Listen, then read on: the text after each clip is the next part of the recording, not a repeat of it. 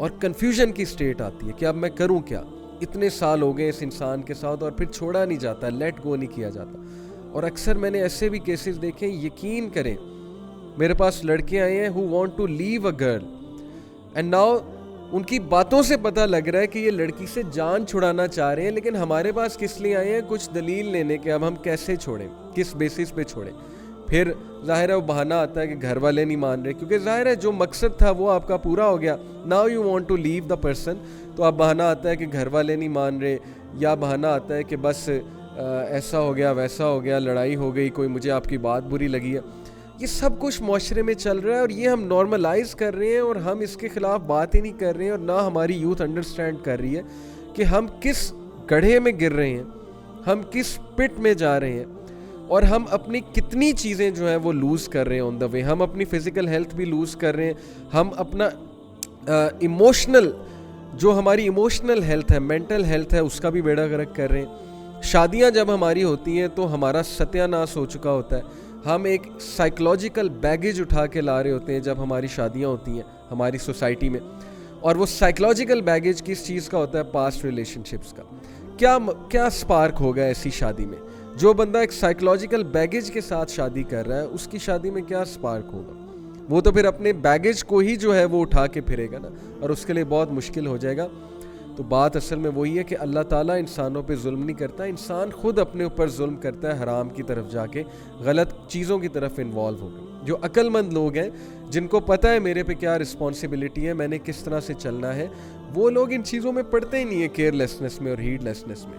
انہیں پتہ ہے کہ یہ چیز متعین ہے, اور اس کے بارے میں ابھی آپ کو حدیث سناتا ہوں. یہ میں نے ایک مدعا باندھا, ایک مدعا بنایا, میں نے ایک بیک گراؤنڈ جو ہے وہ آپ کو بتایا کس لیے, so that you may realize کہ یہ ساری چیزیں آپ کے سامنے ہوتی ہیں. you know people get attached to someone, وہ بندہ انہیں یوز کرتا ہے, ابیوز کرتا ہے. کچھ جیسے ہمارے معاشرے میں اسٹوڈنٹس مجھے کہتے ہیں نا جی کہ I got attracted to this girl and she was a gold digger, I came to know later on. gold digger سے مراد ہے کہ she kept on using me to buy smartphones and to buy stuff and to take her to shopping, and at the end of the day she liked someone else. کوئی اور لڑکا آ گیا, مجھ سے کول لڑکا آ گیا, وہ اس کے ساتھ چلی گئی اور مجھے جو ہے وہ تھوڑ کرا دیا, سیدھی سی بات ہے. And vice versa, yes this happens with girls as well, اور ان کے ساتھ تو پھر بہت ہی زیادتی ہوتی ہے. So where are we going, where are we heading? یہ کیا ہم نے ٹرینڈ بنا دیا ریلیشن شپس کا, وہ بھی حرام ریلیشن شپس کا. اور یہ کیا ٹرینڈ ہے کہ بس آپ کے ساتھ ایک لڑکی ہونی چاہیے, آپ کے ساتھ ایک لڑکا ہونا چاہیے. یونیورسٹی میں آپ دونوں پارک میں بیٹھے ہو, فٹ پاتھ پہ بیٹھے ہو, پیومنٹس پہ بیٹھے ہو, سیڑھیوں پہ بیٹھے ہو, تاکہ آپ سب کو دکھاؤ کہ بھئی میں بہت بڑا اسٹڈ ہوں اور میں جو ہوں وہ بہت بڑا, میں نے کارنامہ جو ہے نا وہ مار لیا یونیورسٹی میں آ کے.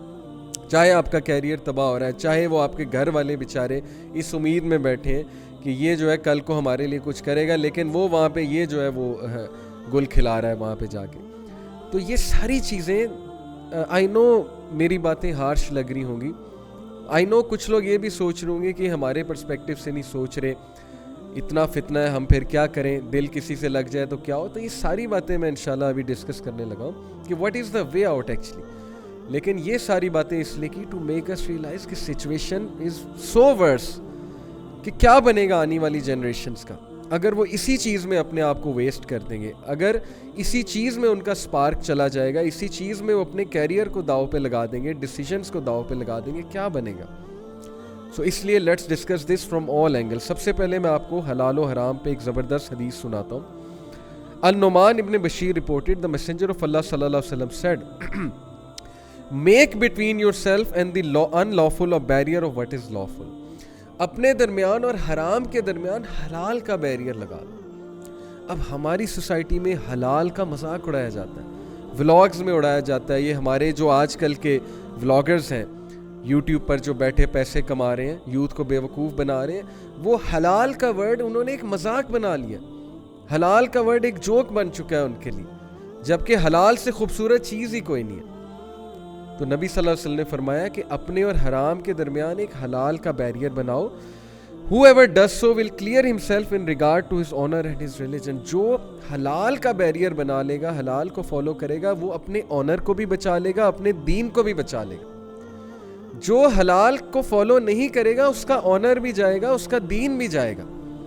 کیا فائدہ ایسے عشق اور محبت کا کہ آپ کا دین ہی گیا, آپ کی نمازیں بھی گئیں, نہ آپ کو کوئی نمازوں کی خبر ہے, نہ آپ کو جو ہے وہ کوئی اللہ تعالیٰ سے کا ذکر کرنے کی خبر ہے, نہ آپ کو جو ہے وہ گھر والوں کی کوئی خبر ہے کہ بھائی میری بہن کیا کر رہی ہے, میرا بھائی کیا کر رہا ہے, میرے ماں باپ کو مجھ سے کیا ایکسپیکٹیشنز ہیں, نہ آپ کو جو ہے وہ اپنے فیوچر کی کوئی خبر ہے, نہ آپ کو اپنے آنر کی کوئی خبر ہے. انسان اتنا گر جاتا ہے اس چیز کے چکر میں کہ انسان اپنے آنر سے ہی جاتا ہے, انسان اپنی ویلیوز سے ہی جاتا ہے, اور دین تو جاتا ہی ہے, وہ تو بات نبی صلی اللہ علیہ وسلم نے بتا دی.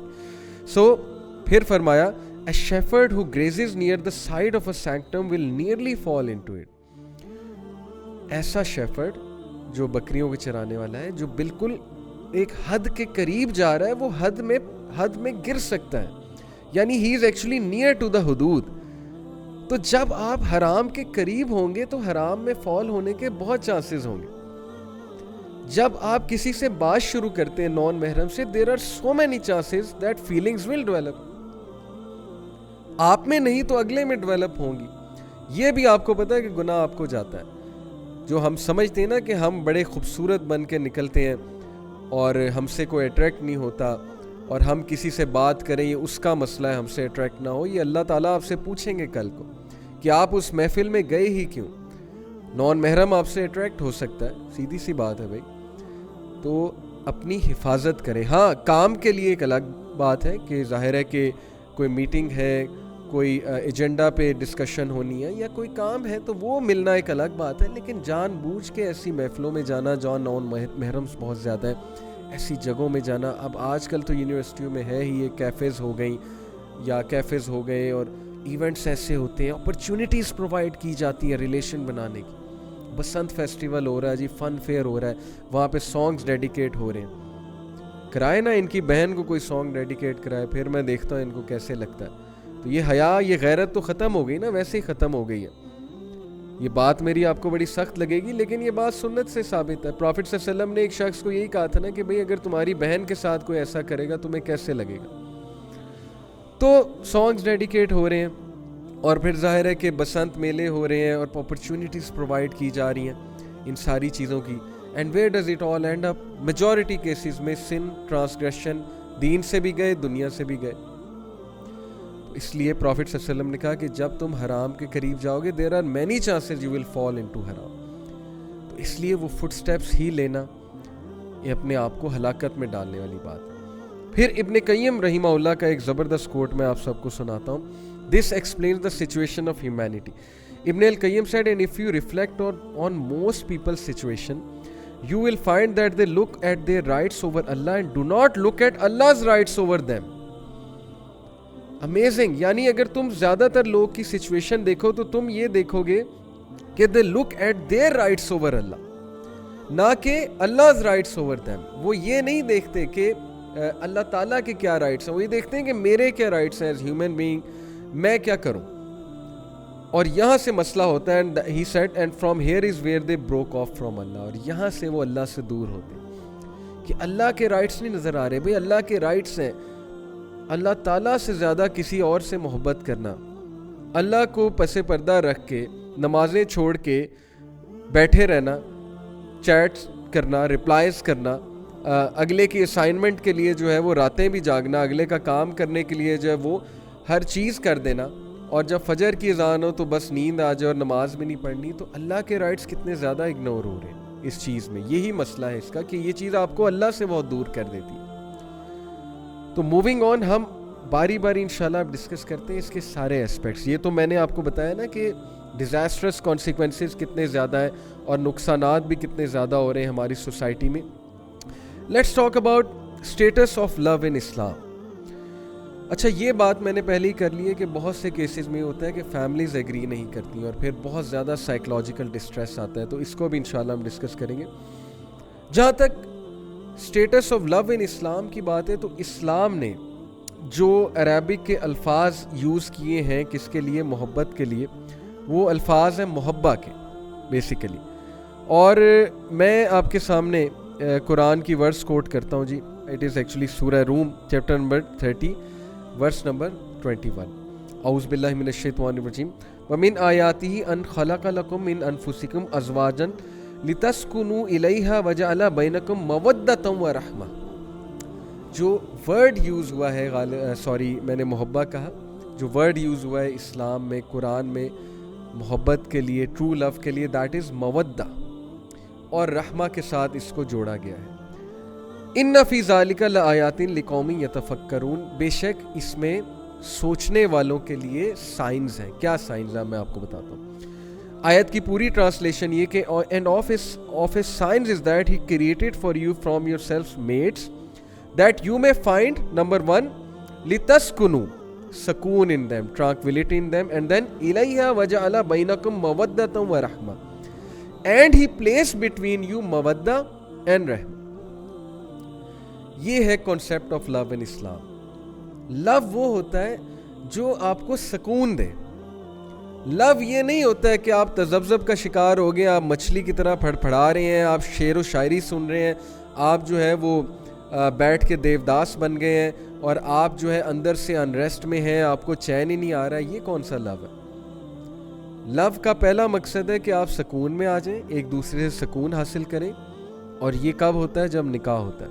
نمبر 2, اللہ نے مودہ اور رحمہ آپ کے دل میں بھر دی. مودہ سے مراد ہے unconditional love, a very high state of affection.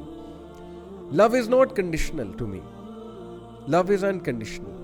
ایسا نہیں ہے کہ جب تک وہ خوبصورت ہیں تب تک ان سے لو ہے, محبت ہے, اور جیسے ہی وہ تھوڑا سا آپ کے سٹینڈرڈ سے ہٹیں یا ہٹے تو بس جی لو ختم ہے. لو یہ نہیں ہے کہ جب تک اس کے پاس بہت پیسے ہیں, وہ آپ کو ہینگ آؤٹ کرا رہا ہے, یا اس کے پاس کچھ ایسی چیز ہے جو آپ کو بہت پسند ہے, تب تک تو لو ہے.